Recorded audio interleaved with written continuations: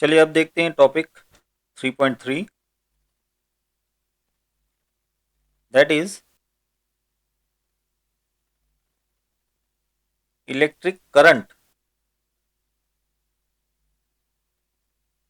इन conductors.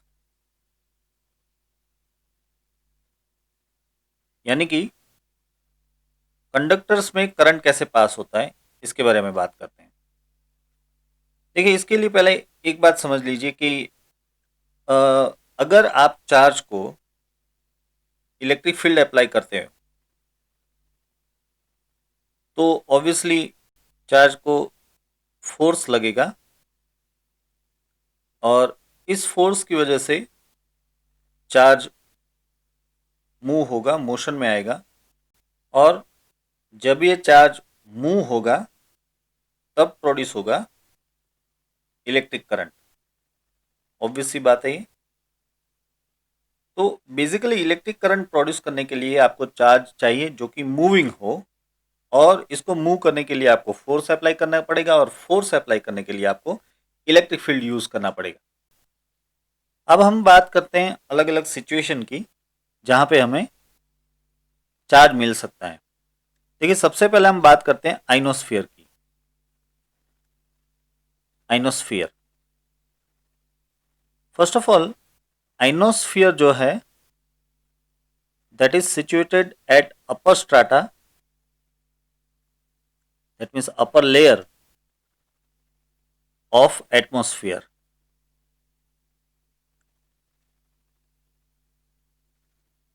ये atmosphere के upper layer में होता है और इसमें आपको चार्ज पार्टिकल्स मिल जाते हैं। वैसे आइनोस्फीयर की बात इस चैप्टर में तो बहुत इंपॉर्टेंट नहीं है, लेकिन कम्युनिकेशन में इसकी ज़रूरत पड़ेगी। लेकिन तब आपको ये याद होना चाहिए कि आइनोस्फीयर में चार्ज पार्टिकल मिलते हैं, तो उस वजह से इसमें करंट प्रोड्यूस हो सकता है। अब अगर बात करें हम एटम्स और मॉलिक्यूल्स की, तो एटम्स और मॉलिक्यूल्स में आप जानते हो कि पॉजिटिवली चार्ज क्या होता है, न्यूक्लियस होता है, और नेगेटिवली चार्ज क्या होता है इसमें, ऑब्वियसली इलेक्ट्रॉन होता है। अब ये इतने क्लोज होते हैं, मीन्स के ये न्यूक्लियस और इलेक्ट्रॉन इतने क्लोज होते हैं कि ये पूरा एटम या फिर पूरा मॉलिक्यूल जो भी आप ले लो, वो आपको न्यूट्रल मिलता है। अब क्योंकि ये न्यूट्रल है तो इसको एक्सटर्नल इलेक्ट्रिक फील्ड की कोई खास इफेक्ट नहीं होती है। लेकिन अगर हम अब बात करें बल्क मैटर की, तो इसमें सिचुएशन थोड़ी सी अलग मिलेगी आपको। क्योंकि देखिए, बल्क मैटर पहले समझ लीजिए आप। फॉर एग्जाम्पल, अगर मैं 1 ग्राम पानी लेता हूं, H2O, तो इस 1 ग्राम पानी में मुझे 10⁻22 H2O मॉलिक्यूल्स मिलेंगे। कितने? 10⁻22 H2O के मॉलिक्यूल मिलेंगे। ये बहुत बड़ा नंबर है, आप समझ रहे हो।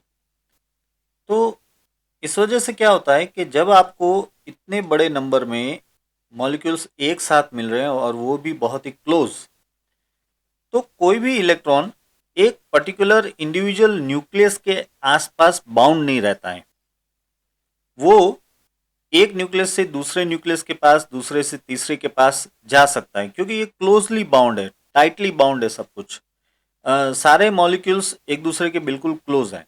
तो इस वजह से सारे इलेक्ट्रॉन्स और न्यूक्लियस भी एक दूसरे के क्लोज हो जाते हैं, और इस वजह से इलेक्ट्रॉन जो है वो एक इंडिविजुअल न्यूक्लियस के आसपास बाउंड नहीं रहता। वो दूसरे न्यूक्लियस पे भी जाता है, तीसरे पे भी जाता है। इन शॉर्ट, ये इलेक्ट्रॉन पूरे बल्क मैटर में अंदर घूम सकता है, समझ रहे हो। और इस वजह से ये जो इलेक्ट्रॉन घूम रहा है वो फ्री इलेक्ट्रॉन कहलाता है, और इस फ्री इलेक्ट्रॉन से आप करंट प्रोड्यूस कर सकते हो। लेकिन हाँ, इसके लिए आपको इलेक्ट्रिक फील्ड अप्लाई करना पड़ेगा। वैसे बल्क मैटर में दो बातें हैं, जरा इन दोनों बातों को हम समझ लेते पहले। इसके लिए थोड़ी सी स्पेस क्रिएट कर लेते हैं हम यहाँ पे। चलिए अब देखते हैं। देखिए, हमने बात की कि बल्क मैटर में जो इलेक्ट्रॉन है वो एक न्यूक्लियस से दूसरे न्यूक्लियस पे जा सकता है, ये बात सही है।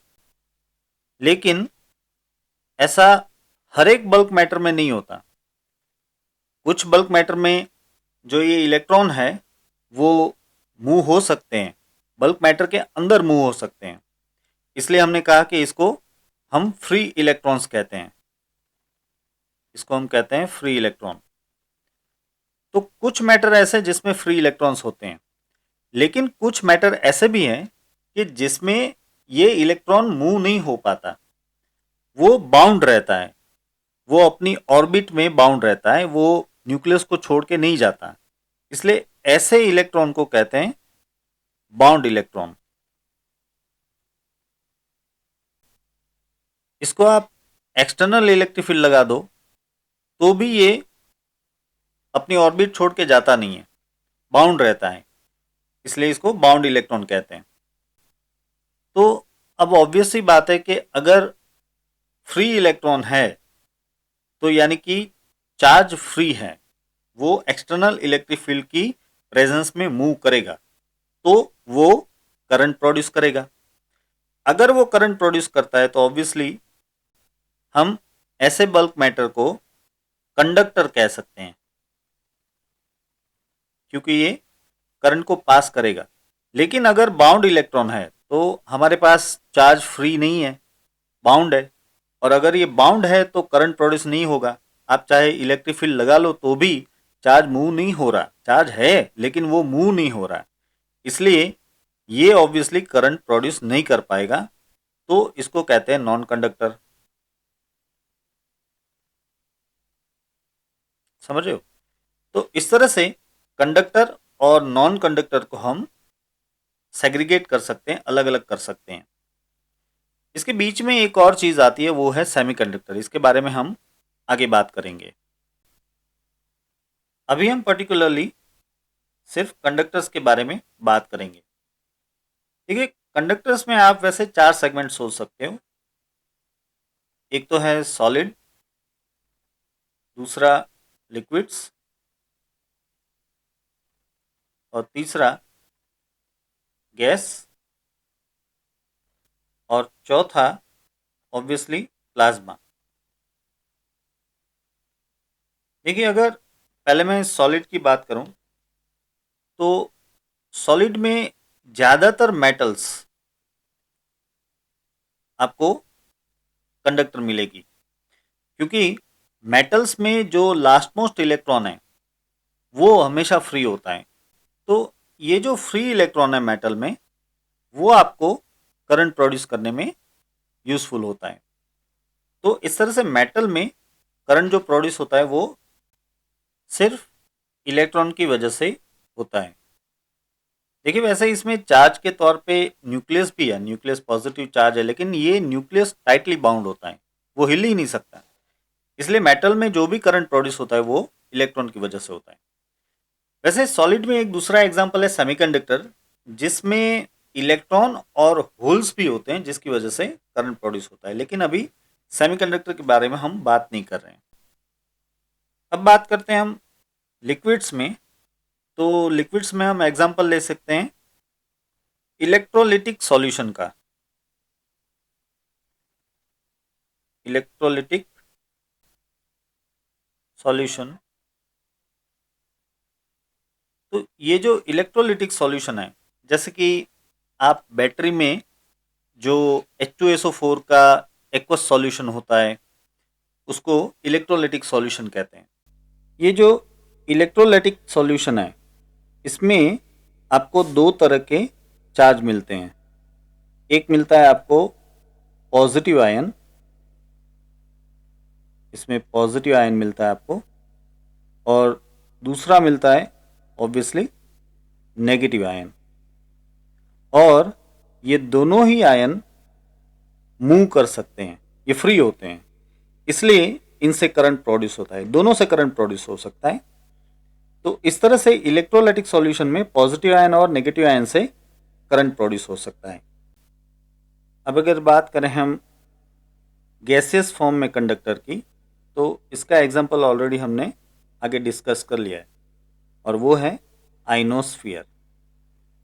ठीक है, देखिए आइनोस्फीयर दरअसल एटमॉस्फेयर का हिस्सा है, और एटमॉस्फेयर ऑब्वियसली गैसियस है, तो आइनोस्फीयर गैसियस फॉर्म में कंडक्टर है, हम कह सकते हैं। और इसमें दो तरह के चार्ज कैरियर्स होते हैं, दो तरह के चार्जेस होते हैं जो कि मूव कर सकते हैं, इसलिए इसको चार्ज कैरियर भी कहा जाता है। एक होता है पॉजिटिव आयन, एक है पॉजिटिव आयन, और दूसरा है इलेक्ट्रॉन। अब ये पॉजिटिव आयन और ये इलेक्ट्रॉन, ये दोनों ही आइनोस्फीयर में यानी कि एटमॉस्फेयर में फ्री होते हैं, इसलिए दोनों ही मूव कर सकते हैं। तो दरअसल करंट दोनों से प्रोड्यूस हो सकता है। अगर इलेक्ट्रिक फील्ड अप्लाई करें तो दरअसल दोनों ही मूव कर सकेंगे, लेकिन फिर भी इलेक्ट्रॉन का मास पॉजिटिव आयन की कंपैरिजन में बहुत ही कम होता है, इसलिए ज़्यादातर करंट जो प्रोड्यूस होता है वो इलेक्ट्रॉन से प्रोड्यूस होता है, क्योंकि इलेक्ट्रॉन लाइट वेट है तो आसानी से मूव हो सकता है। तो ज़्यादातर करंट जो है वो इलेक्ट्रॉन से प्रोड्यूस होता है। अब अगर बात करें हम प्लाज्मा की, तो प्लाज्मा तो पूरा कंडक्टर ही है, क्योंकि ये दरअसल गैस को बहुत ही हाई टेम्परेचर पे ले जाने से प्रोड्यूस होता है, और हाई टेम्परेचर पे ले जाने से इसमें दो चीज़ें प्रोड्यूस होती है, एक तो पॉजिटिव आयन और दूसरा इलेक्ट्रॉन। अब ये पॉजिटिव आयन और इलेक्ट्रॉन दोनों ही चार्ज है और दोनों ही मूव हो सकते हैं, इसलिए इन दोनों से दरअसल करंट प्रोड्यूस होता है। लेकिन यहाँ भी वही बात कि पॉजिटिव आयन की कंपैरिजन में इलेक्ट्रॉन बहुत ही लाइट वेट है, तो ऑब्वियसली ये इलेक्ट्रॉन आसानी से मूव कर पाएगा, तो उससे करंट ज़्यादा प्रोड्यूस होगा। यहाँ पे एक बात मैं आपको बता दूं, आइनोस्फीयर में भी पॉजिटिव आयन और इलेक्ट्रॉन है, और प्लाज्मा में भी पॉजिटिव आयन और इलेक्ट्रॉन है, लेकिन फिर भी ये दोनों चीज़ें सेम नहीं है। आइनोस्फीयर बनने की वजह अलग है, और प्लाज्मा बनने की वजह दरअसल टेम्परेचर है, ये बहुत ही हाई टेम्परेचर पे ही प्लाज्मा फाइंड होता है, जबकि आइनोस्फीयर जो है वो रेडिएशन के आने से एटमॉस्फेयर में प्रोड्यूस होता है, इसलिए दोनों का रीज़न अलग अलग है। हाँ, इसमें दोनों में चार्जेस जो है वो सेम टाइप के हैं, यानी कि पॉजिटिव आयन और इलेक्ट्रॉन है। तो इस तरह से हमने देखा कि सॉलिड में, लिक्विड में, गैस में, प्लाज्मा में, सभी में करंट प्रोड्यूस हो सकता है, अगर हमें उसमें कोई चार्ज मिल रहा है जो कि मूव हो पाए। चार्ज चाहे जो भी हो, पॉजिटिव आयन हो या नेगेटिव आयन हो या इलेक्ट्रॉन हो या प्रोटॉन हो या पॉजिट्रॉन हो, कुछ भी हो, अगर चार्ज है और वो मूव कर सकता है तो वो करंट प्रोड्यूस करेगा। वैसे ही इस चैप्टर में हम ज़्यादातर सॉलिड कंडक्टर्स के बारे में ही बात करेंगे, यानी कि इस चैप्टर में जो कुछ भी करंट प्रोड्यूस होगा वो दरअसल इलेक्ट्रॉन की मोशन की वजह से ही होगा। चलिए अब देखते हैं दो situation, metallic conductor in absence of electric field, and second is metallic conductor in presence of electric field. तो इलेक्ट्रिक फील्ड की एब्सेंस में और प्रेजेंस में मेटालिक कंडक्टर में क्या होता है ये जरा समझते हैं हम। इसके लिए मैं यहाँ पे एक सिलिंड्रिकल शेप का कंडक्टर सोच लेता हूँ। सपोज कि ये है हमारा सिलिंड्रिकल कंडक्टर।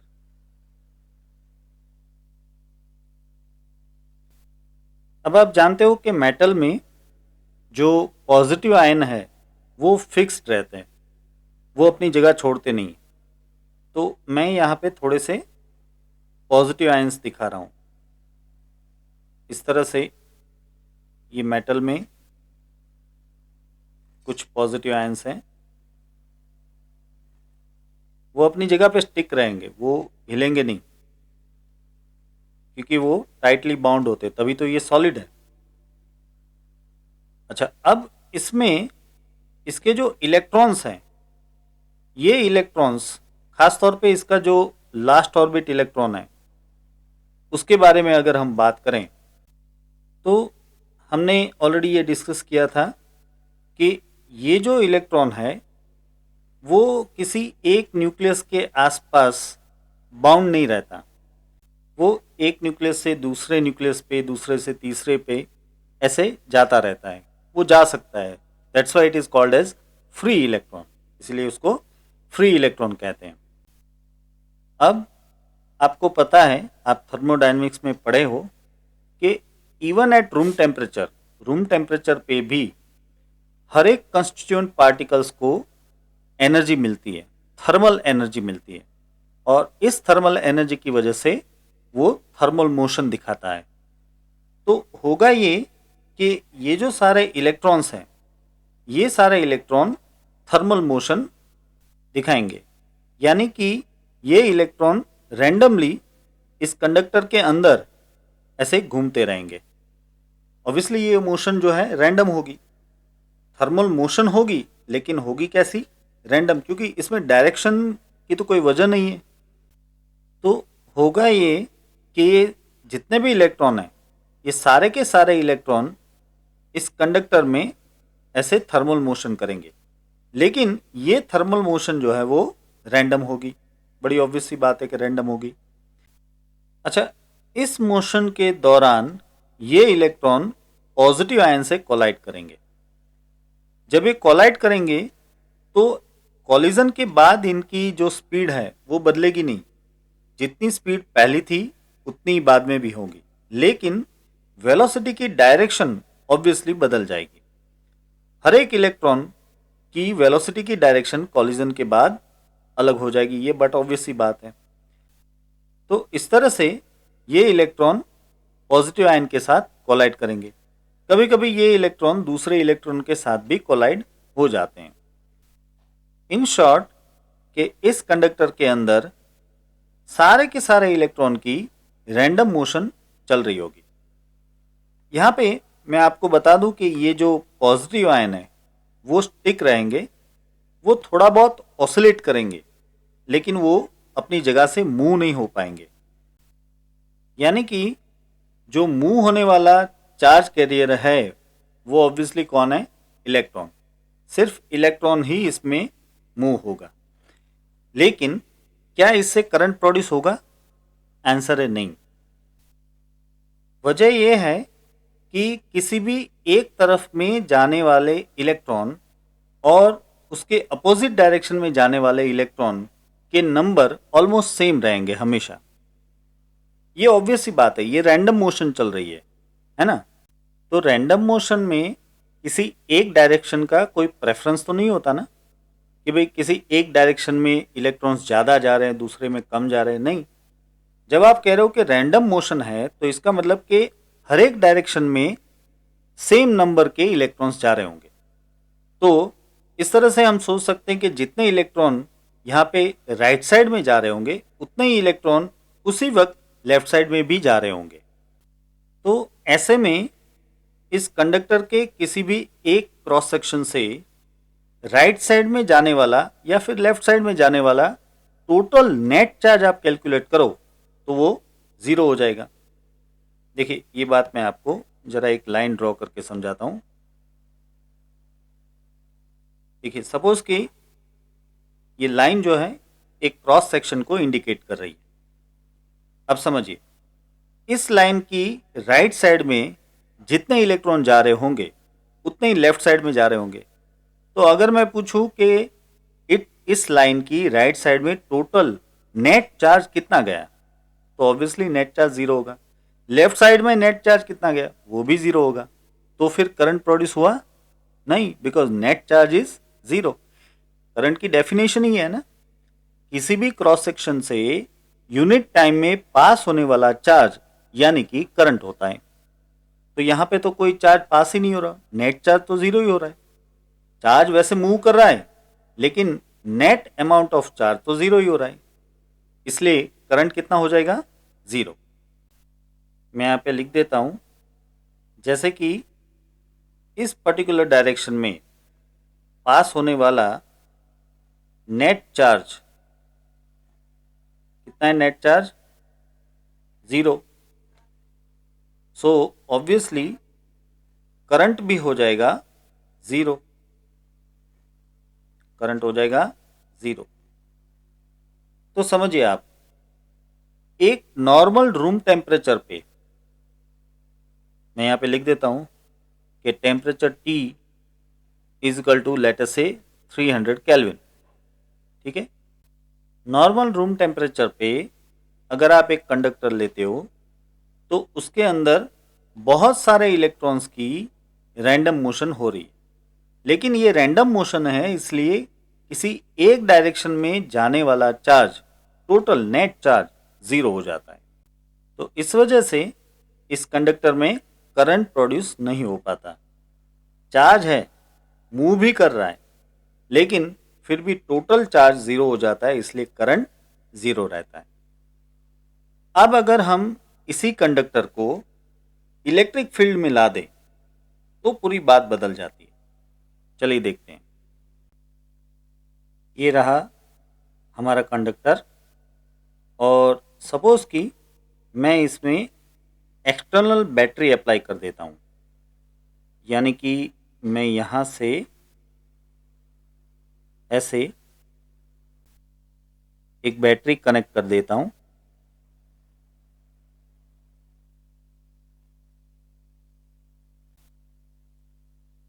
यहाँ पे देखिए कि मैंने लेफ्ट साइड में पॉजिटिव और राइट साइड में नेगेटिव लगाया है।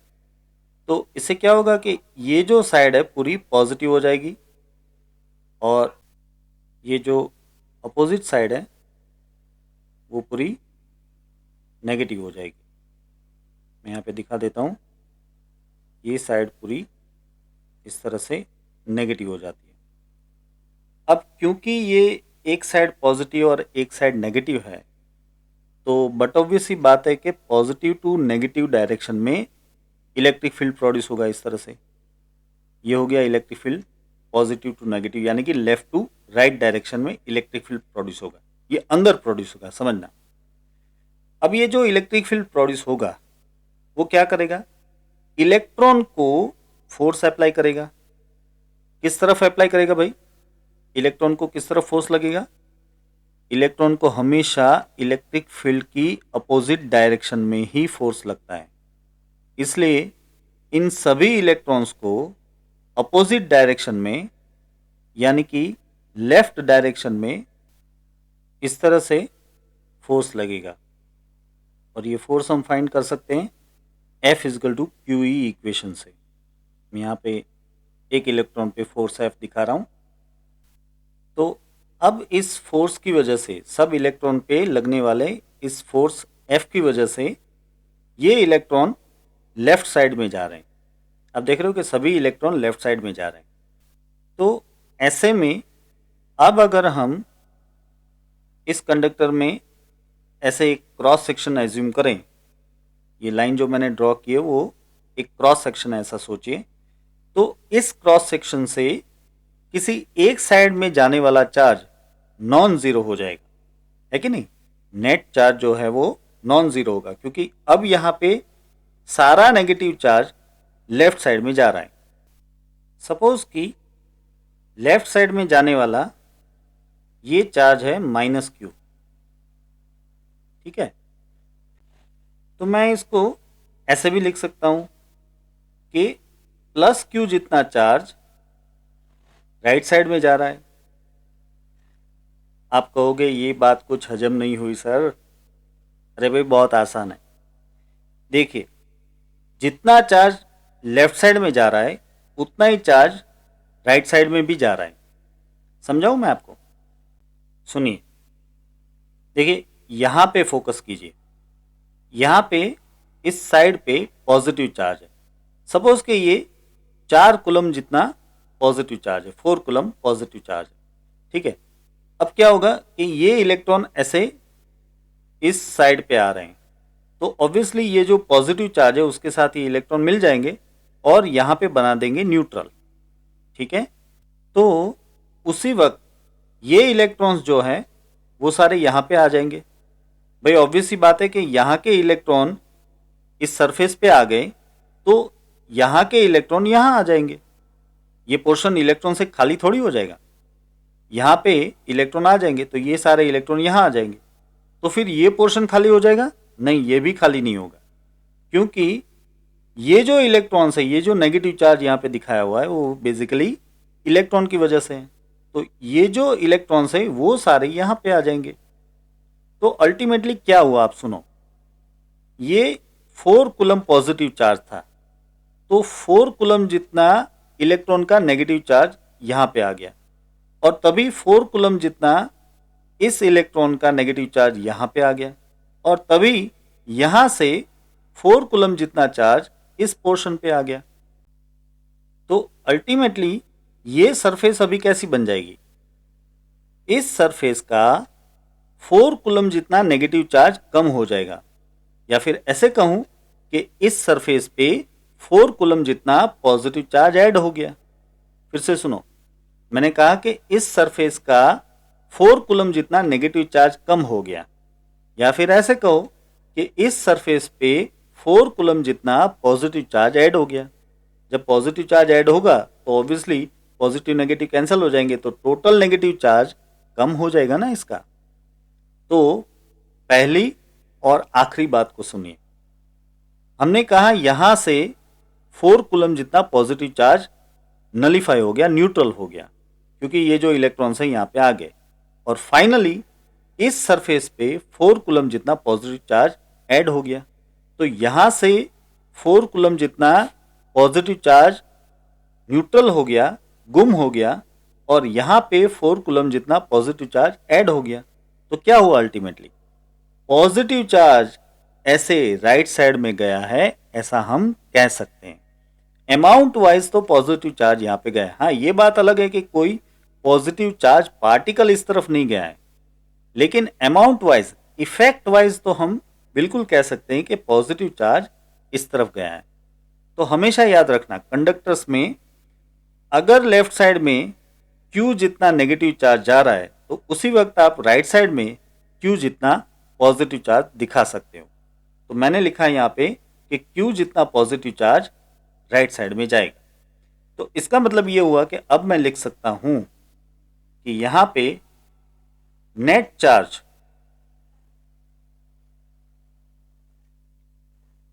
Charge is not zero but it is equal to Q।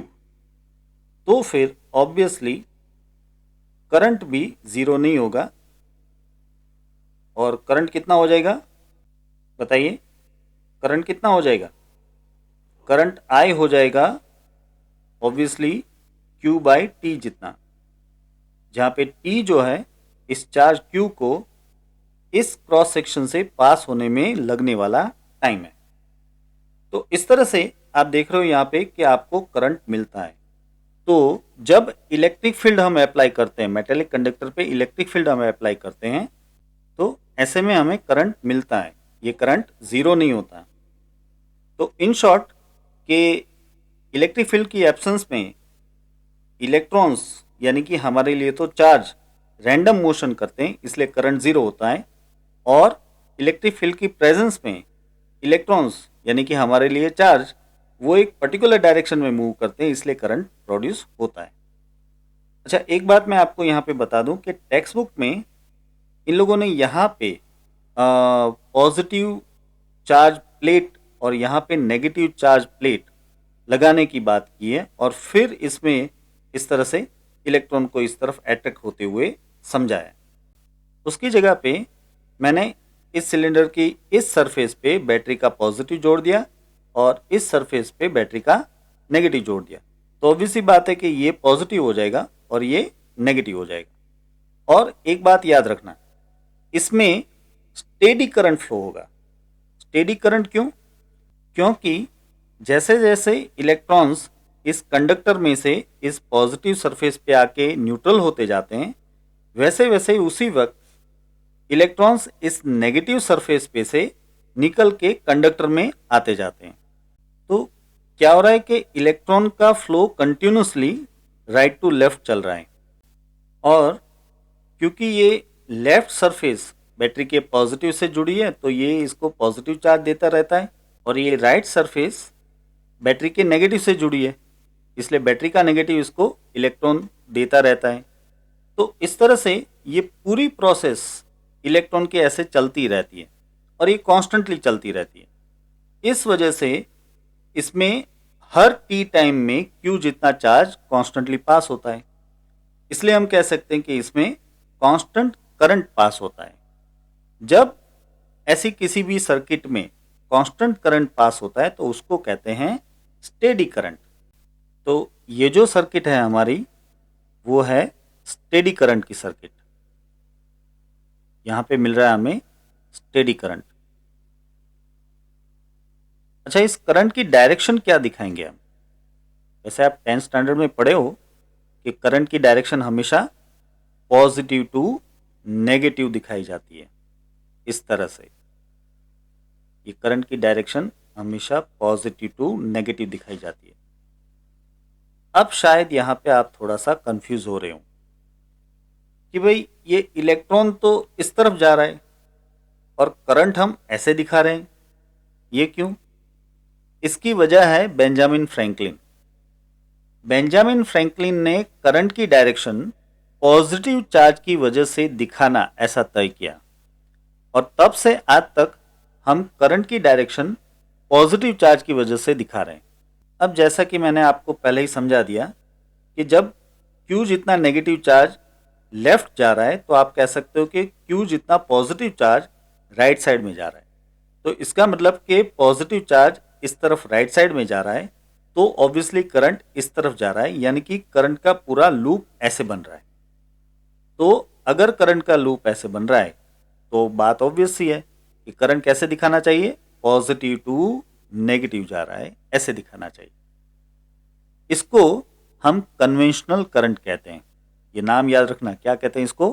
Conventional current. अभी तक आपने जो करंट आई दिखाया है कभी भी किसी भी सर्किट में, तो वो जो करंट है वो दरअसल कन्वेंशनल करंट है।